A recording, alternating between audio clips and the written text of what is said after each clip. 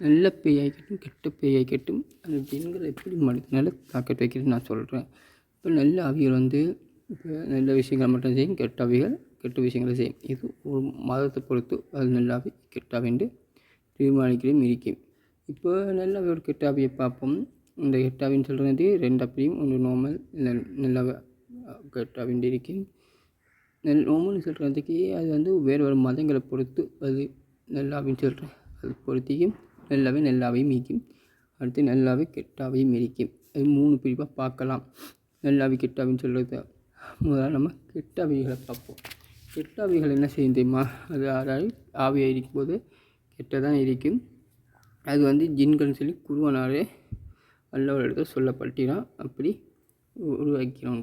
அப்போ இந்த ஆவி என்ன செய்யற முதலாவது ஒரு ஆக்களை தேர்வு செய்யும். நல்லாவியை கெட்டாவி வைக்கிறான். அவன் இன்னொரு ஆளை பார்த்து தீர்மானிக்கும். இவனுக்குள்ள நான் பூர்வண்டு. அவன் நல்லவனாக கெட்டவனாக பார்க்க அவன் நல்லவனை என்ன சரிதான், கெட்டவனாக இருந்தாலும் சரிதான், அவனுக்குள்ள பூந்து அவன் செய்யக்கூடாத பல விஷயங்களை செய்ய வைத்திரும். அதுக்கு நீங்கள் எப்படி ஒரு ஆளுக்குள்ள ஆவி பூண்டு இருக்கிறது உங்களை பார்க்க முடியுமா? அது எப்படின்னு நான் சொல்கிறேன்.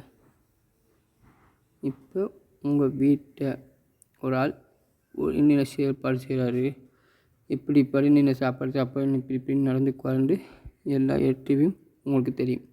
ஆண்டா ஆவி பூந்துட்டேன்டா அது அப்படியே திறக்கிறேக்கும். அவனோட எட்டியும் இந்த ஆவிக்கு பிடிச்சிருந்தால் மட்டும்தான் அதை செய்யும், இல்லாட்டி செய்யாது. இந்த ஆவி அவன் சாப்பிட்ற சாப்பாட்டை சாப்பிட்ற இருக்கணும். இதுக்காக அந்த ஆவி இறைச்ச மட்டும்தான் சாப்பிடும் அப்படின்ட்டு இல்லை. இன்னொன்று எழுந்து போன ஆத்மா திரும்பி பிறந்து வரும்னு சொல்கிறது அதுவும் கிடையாது. இது நிஜமாக ஜின்கள் இது சொல்கிற இந்த மனிதனின் ஜின்களையும் படித்துள்ளோம். எல்லாமே அவங்களுக்கு இந்த விஷயம் இருக்குது. அதில் ஒருத்த சொல்லியிருப்பான். அந்த ஜின்கள் தான் அவங்களை எத்தையோ மாற்றும். அவங்க இப்போ இவன் சாப்பிட இந்த ஆவியை சாப்பிட ஆரம்பிக்கலாம் அப்படின்னு சின்ன மாற்றங்களை வச்சு அவனுக்கு என்னமோ நடந்துக்குது அப்படின்னு சொல்கிறத நீங்கள் கண்டுபிடிக்கலாம். கெட்ட ஆவி பூந்துச்சுன்னா அது கெட்ட விஷயங்களை மட்டுமே செய்யும். இதில் இன்னொரு விஷயம், நல்ல ஆவி பூந்துச்சுன்னா நல்ல விஷயங்களை செய்யும்.